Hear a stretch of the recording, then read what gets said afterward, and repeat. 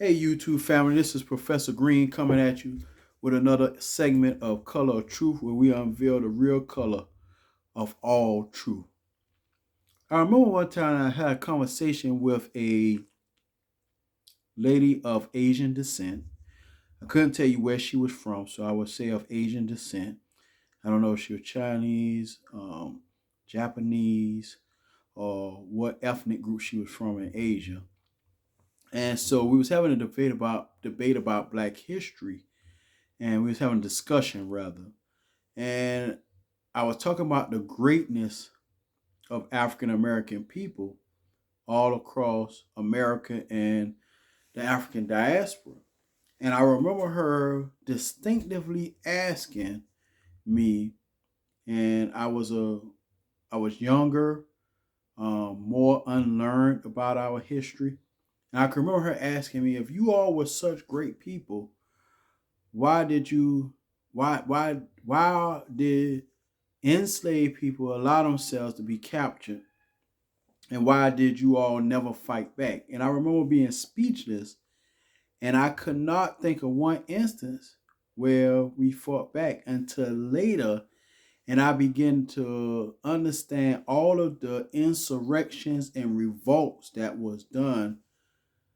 Even when you look at the movie Amistad or read the book Amistad, a lot of Africans would say that they would take and drown themselves and their children by, going over the side of the rail into the ocean, and say they'd rather be dead than to be a slave.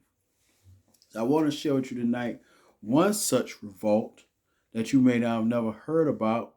And if you have heard of it, I want to present to some and introduce to others Mr. Denmark Vesey, born 1767 to 1822.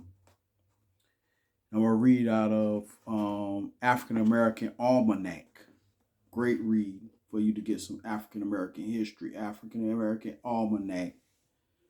And it's written by Leontan Brax. All right.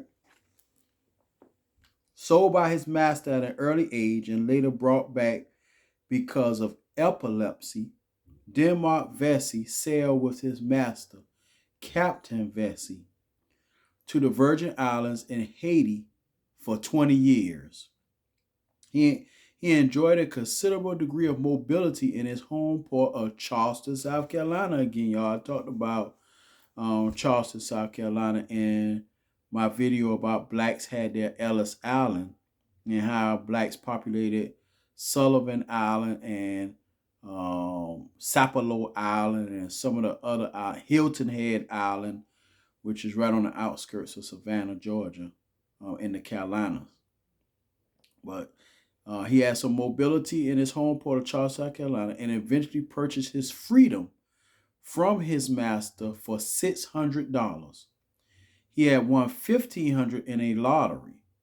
He became a Methodist minister and used his church as a base to recruit supporters to take over Charleston.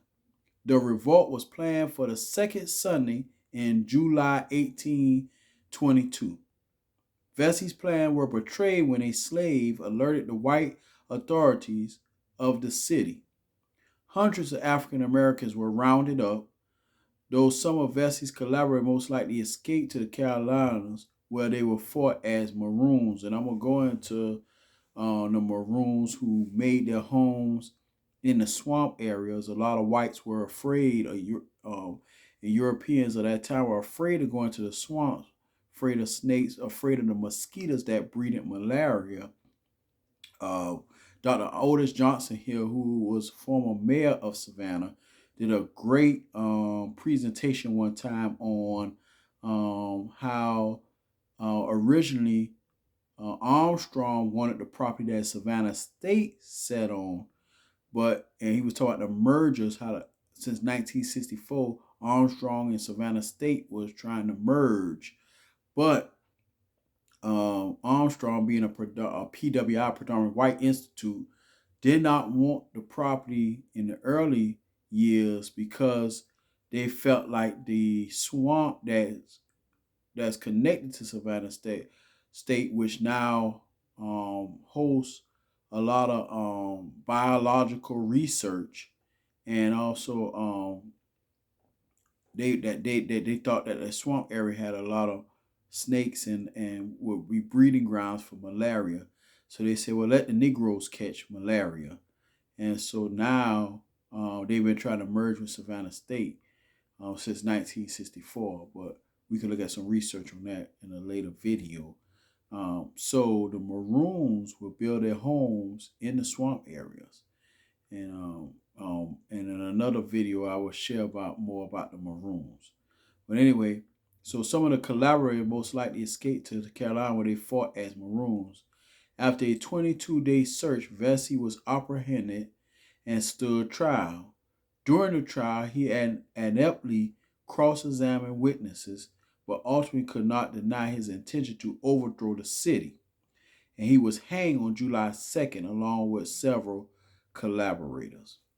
And I'm going to put more in the description link about Demark Vesey.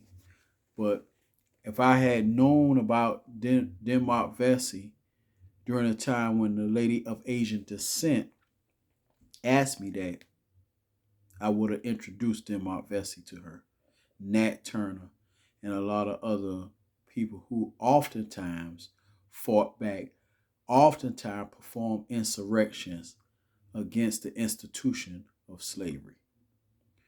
So don't forget to hit the likes, subscribe, hit the notification bell every time I drop a video. Enjoy Black History Month.